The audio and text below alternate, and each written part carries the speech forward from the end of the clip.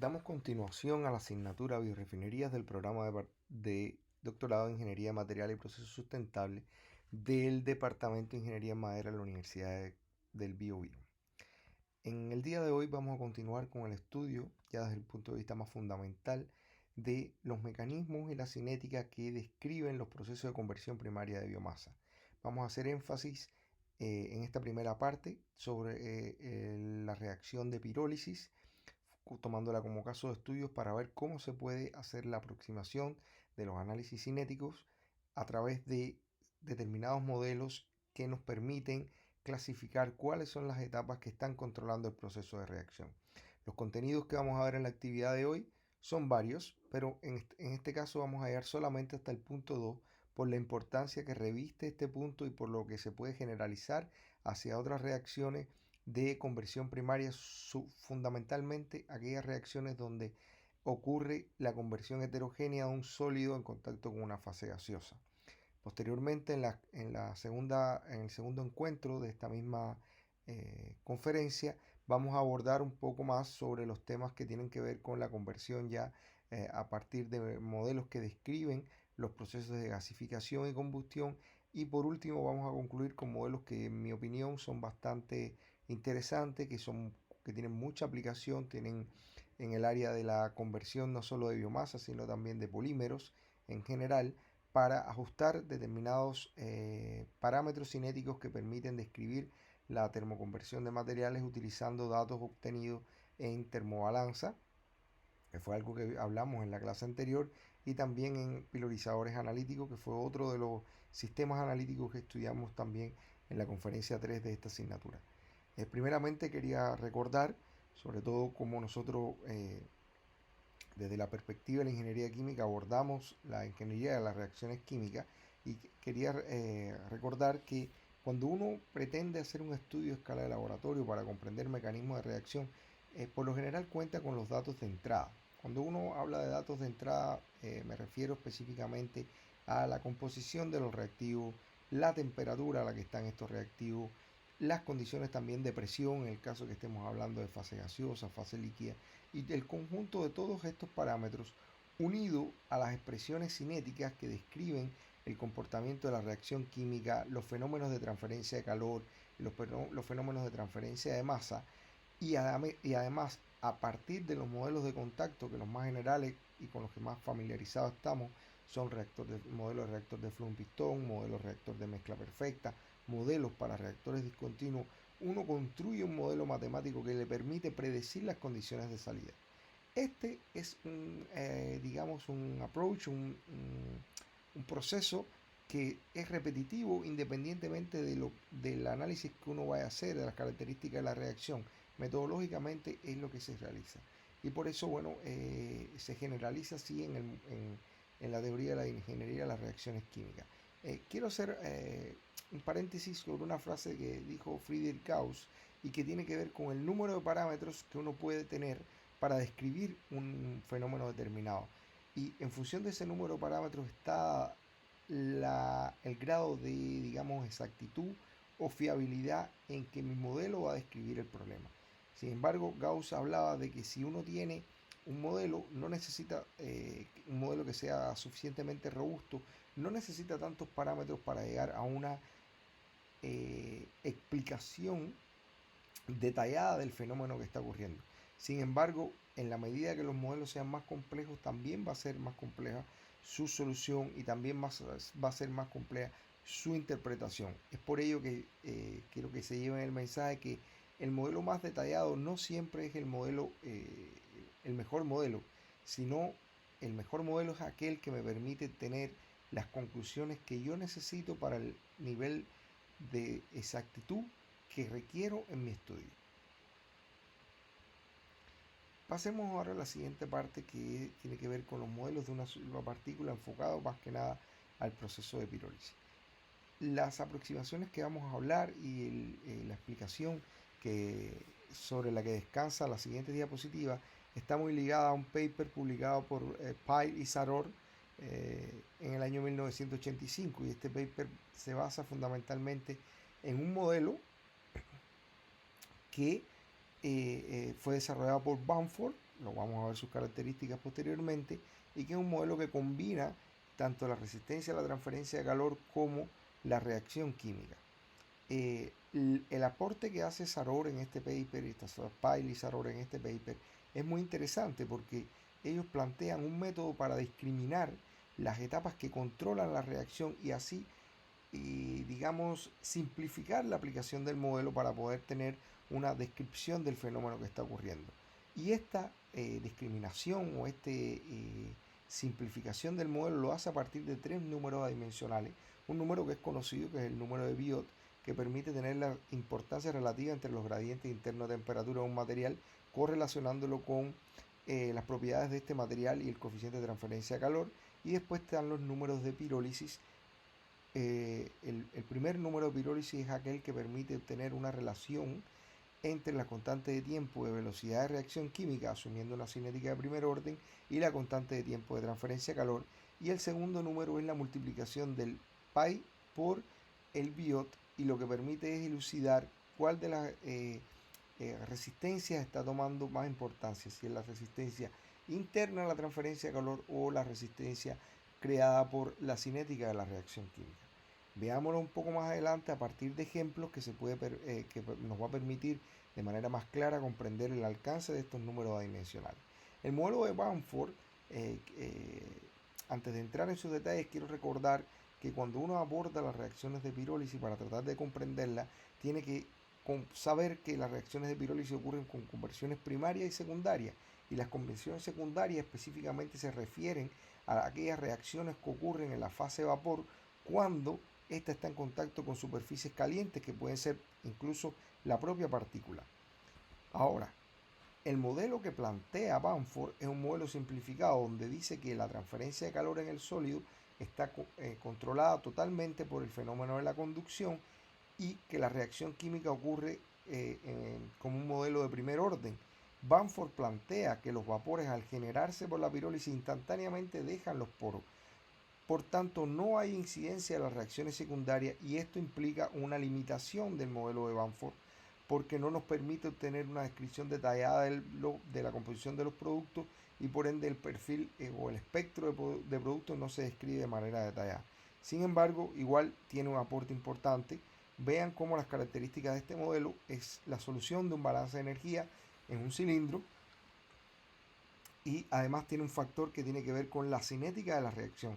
Ahora, hay un elemento importante a aclarar acá, es que los parámetros, tanto cinético como generación de calor, son parámetros eh, aparentes porque, por ejemplo, en el caso del calor de reacción involucra no solo la reacción, sino también los posibles calores relacionados con los cambios de fase. De hecho, los calores de reacción en conversión primaria, en proceso de pirólisis, son menos importantes que los de la conversión secundaria. Ahora, un elemento que es característico acá es el factor B, que está incorporado para tomar en consideración el cambio en la forma de las partículas, porque ustedes saben que las partículas de biomasa pueden tener diferentes formas. De hecho, la biomasa es bastante anisotrópica, por ende podría cambiar su estructura porosa según la posición que hay en la biomasa. Y esto es un elemento importante también a la hora de considerar la modelación de estos procesos. El modelo de Bamford plantea también que si uno considera que como etapa controlante el calor que se está transfiriendo hacia la partícula sólida, por ende debería pensar en que esto está ocurriendo por la acción combinada de la convección desde la fase gas hasta la superficie del sólido, lo cual es cuantificado por un factor que es el coeficiente de transferencia de calor por convección, y también por radiación desde la superficie caliente del horno hacia el sólido. Así, si uno considera que hay una simetría con respecto a la abscisa, podría definirse que la derivada de la temperatura en el centro de este sólido va a ser cero, o sea, no va a cambiar. Y esto nos lleva a la aproximación de que la ecuación general de Bamford se convierte en esta ecuación cuyas condiciones iniciales están dadas por la temperatura inicial, la densidad inicial del sólido, y es importante también destacar acá que se aplica esta ecuación cuando uno logra determinar que las resistencias importantes son las resistencias externas a la transferencia de calor. Y esto ocurre en un sólido, por ejemplo, donde tenga una alta un alto coeficiente un alto coeficiente de conductividad térmica. Ahora, veamos los números adimensionales que propone Saror y Pyle en su paper para abordar el estudio de esto. El número Biot, como lo había dicho, depende de un coeficiente de transferencia de calor y el coeficiente de conductividad térmica del material. Y que plantea que si el número de Biot es muy alto, ¿qué significa esto? Que el coeficiente de transferencia de calor es bajo, disculpen, el coeficiente de conductividad térmica es bajo. Entonces uno se iría a preguntar, bueno, ¿en qué orden está la velocidad de reacción? Y si en este caso la velocidad de reacción también tiene una importancia relativamente baja, ¿por qué? Porque su coeficiente, su constante es alta, lo cual implica que los pi son bajos. Entonces la etapa que estaría controlando es la transferencia de calor interna en el material. Después podríamos tener el caso en que el biot es menor que 1 y tengo alto el número de pirólisis. ¿Qué significa? Que los denominadores son altos porque la velocidad de reacción tiene una constante baja y por tanto me está limitando el proceso, la cinética. Y por último, cuando yo tengo un número de Biot igual menor que 1, es bajo, significa que tengo buena transferencia de calor porque es elevado mi coeficiente eh, de transferencia de calor, pero también tengo que las constantes de velocidad no me limitan el proceso, o sea, son relativamente, eh, digamos, tienen un valor que no es extremo, no se puede decir que son muy altas ni muy bajas, y por tanto yo podría inferir que la etapa que me está controlando es la transferencia de calor externa. Esto, acá hay una de las formas, es el paper en Paulsen, demuestra muy bien cómo uno puede aplicar los números para determinar en qué región está haciendo sus experimentos. Y es algo que vamos a ver en la siguiente diapositiva a través de 3 ejemplos para cada una de las etapas limitantes.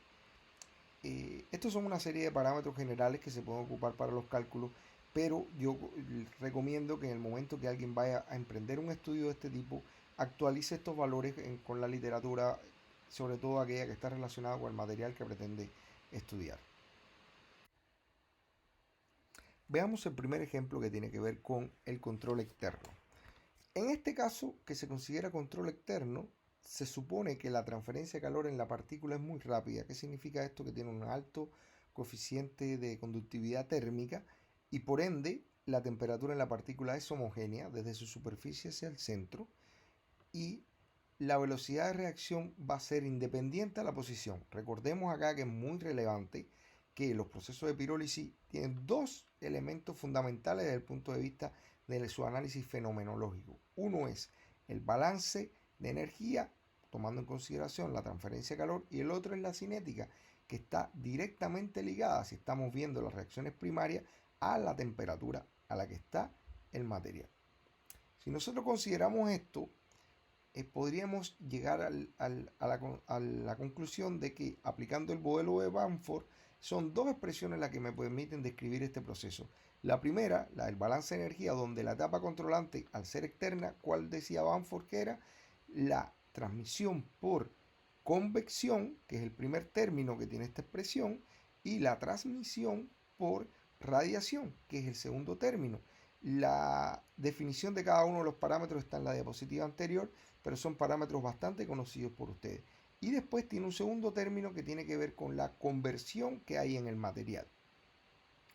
Una de las dudas que surge en este tipo de análisis es cómo se integra esta función dentro de la variación de temperatura, y es algo que les voy a comentar con la solución del ejemplo que aparece acá a continuación. Dice que hay que calcular el tiempo necesario para convertir 95% de una partícula de biomasa que tiene las siguientes características. Tiene un radio de 0,2 centímetros. Si uno ve esto y considera todos los parámetros que le dan como dato, el primer paso que tiene que hacer es discriminar.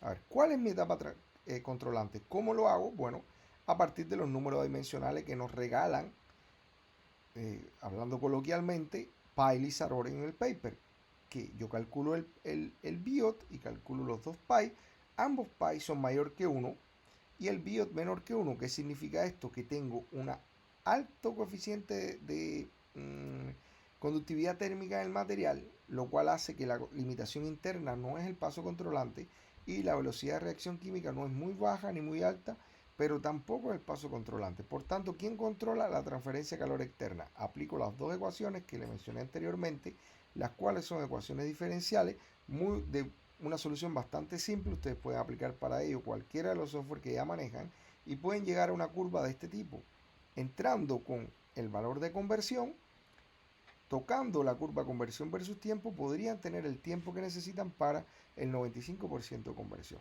La primera tarea que tienen es resolver estas ecuaciones diferenciales para el rango de tiempo que aparece en la figura, ya sea con MATLAB, con matemática, cualquiera de los software que ustedes tienen las licencias que les provee la universidad. Pasemos entonces a ver el segundo ejemplo. Ahora, este ejemplo habla del control cinético. ¿Cuándo estamos nosotros en control cinético? Cuando la velocidad de reacción es lo suficientemente lenta o es el paso más lento de la reacción. Y esta va a proceder igual en un régimen isotérmico, que es el que está dado por la temperatura que tiene la muestra. Y por ende yo solamente tengo que resolver la expresión de la velocidad para una ecuación de primer orden. Ahora, si lo resuelvo por una expresión de primer orden y arreglo la expresión anterior, puedo llegar a esta forma. Veamos el mismo ejemplo, ahora que en este caso cambia el tamaño de la partícula. Tenemos 0,04 centímetros. Los pasos a seguir son exactamente los mismos. Calculo los biot, en este caso los pi son mayor que 10, por tanto yo podría considerar que la limitación es cinética y resuelvo el problema. Acá es mucho más fácil la solución, uno tiene que dar valores de tiempo, los demás parámetros son constantes. ¿Por qué razón estos parámetros son constantes? Porque no tengo limitación a la transferencia de calor y por tanto la temperatura de la partícula va a ser igual a la temperatura del fluido.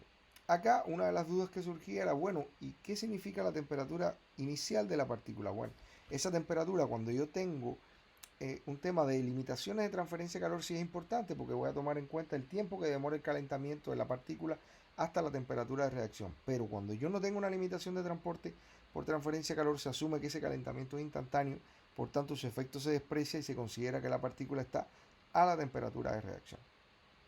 Y por último, bueno, les recomiendo resolverlo de tarea. Esto es súper sencillo, lo pueden resolver con los software que tienen licenciados, más la matemática, o también pueden hacerlo incluso en Excel.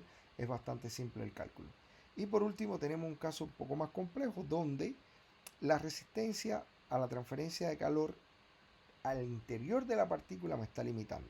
Acá hay una aproximación que hace Pi Lizarov y dice que a los 430 grados la partícula ya es carbón. Y sus deducciones se basan en el modelo de partículas de tamaño decreciente que está muy bien descrito en el libro de Octave Levenspiel de Principio de las Reacciones Químicas. Acá se establece un elemento que es muy importante, que la entalpía de reacción es despreciable, que la partícula está a la temperatura del fluido, por tanto el coeficiente de convección tiende al infinito y uno puede tener múltiples soluciones del balance de energía. Y estas soluciones son una función, o sea, la temperatura, cómo se mueve el frente de temperatura en la partícula es una función de la posición relativa en la que estamos en la partícula y el coeficiente de difusividad térmica de esta partícula. ¿Qué significa esto? La temperatura que yo voy a tener en cada una de las posiciones, a la medida que la partícula va reduciendo su tamaño, va a ser función de esa reducción de tamaño y de las propiedades que tiene el material. Esto es un problema que tiene múltiples soluciones, que desde el punto de vista gráfico se puede resolver. Ustedes ven acá una forma de presentarlo, donde se dan estos perfiles de temperatura en función de la posición relativa en la partícula. Veámoslo a través de un ejemplo, cómo lo podemos aplicar. Disculpen, este tipo de figura y gráfica uno las puede encontrar en la literatura, por ejemplo en el Levenspiel lo pueden encontrar. Veámoslo a partir de un ejemplo. El ejemplo es lo mismo, simplemente estamos cambiando las dimensiones del material. Ahora tenemos una partícula de 1 centímetro. Calculamos los números dimensionales y llegamos a la conclusión de que el control interno es el que está limitando. Si este es el caso, uno aplica la ecuación anterior y dice, bueno, ¿quién es el factor? Bueno, una partícula cilíndrica, por tanto B tiene valor 2 y yo tengo una conversión del 95%, puedo llegar a mi relación RC sobre R, ¿verdad? O R sobre R mayúscula, que es el radio de la partícula completa. Ya tengo este parámetro. ¿Cuál es el otro parámetro que me falta para poder entrar a resolver mi problema? Las relaciones de temperatura, donde el único detalle que quiero aclararle acá es la temperatura final, que para Elizar ahora asumen que es 430 grados Celsius para el caso de la biomasa que ellos están utilizando. Y tengo mi relación. Si yo entro a un gráfico con estos dos parámetros, puedo tener mi coeficiente de difusividad térmica. Y vean que está acá en la posición que, si se corresponde con las curvas, con estos perfiles, sería para 0,3. Por ende, en este punto, yo tengo mi coeficiente 0,3. Haciendo sustituciones matemáticas muy simples, puedo llegar entonces al tiempo que yo necesito para que la partícula se convierta en un 95%. Es simplemente haciendo la sustitución de este parámetro, que es el coeficiente de difusividad térmica, calculado con las propiedades del material, el radio de la partícula elevado al cuadrado, y ahí tendría el tiempo para que la partícula se convirtiera en un 95%. Y hasta aquí, bueno, tenemos el tercer caso de control. Sí, el último aspecto que quiero abordar acá es el que tiene que ver con cómo yo aplico estos principios a una planta a escala experimental. Veamos, si yo tengo el mismo material y estoy tomando en cuenta la misma reacción, yo puedo ubicar en mis datos experimentales, según el tamaño de partícula que yo tengo, en qué régimen de control estoy. Cuando alcanzo un 95% de una partícula de determinado tamaño. Acá tenemos el ejemplo número 1, donde teníamos control externo. Después tenemos el segundo ejemplo, donde había un control cinético para partículas de 0,4 milímetros, esto es diámetro, no radio. Y después tenemos el control interno. Y vean que para partículas de 10 milímetros de diámetro, o sea, 1 centímetro, que fue el último ejemplo, y 95%, tengo un punto que se condice con los datos experimentales que estoy obteniendo en este sistema. Sin embargo, para el caso del control externo no ocurre así y los valores están lejos de los datos experimentales que yo obtuve en el laboratorio. ¿Para qué me sirve esto? Bueno, me sirve para verificar en qué régimen estoy trabajando en mi sistema, pero también para predecir qué tamaño de partícula yo debería ocupar para tratar de trabajar en un régimen cinético determinado. Hasta aquí, bueno, los casos de la aplicación del modelo de Banford con diferentes etapas que controlan el proceso. Eso es uno de los elementos fundamentales en la conversión de biomasa a partir de pirólisis. Pero también otro elemento tiene que ver con el tiempo que demora la volatilización en estos materiales, y es algo que es muy simple de calcular y que se hace a partir de una ley de potencia y que también depende de las observaciones y de los experimentos que uno haya realizado en el tiempo. Dicha ley de potencia se corrige en función también de el contenido de humedad del material, que es muy importante, sobre todo en la primera etapa de volatilización. Es por eso que aparece la segunda corrección que le traemos acá. Y por último vamos a ver modelos más detallados, que son modelos ya físicos que sí involucran las conversiones secundarias, que recuerdan que el modelo de Banford las había dejado un poco de lado. Y es lo que vamos a ver en la siguiente cápsula.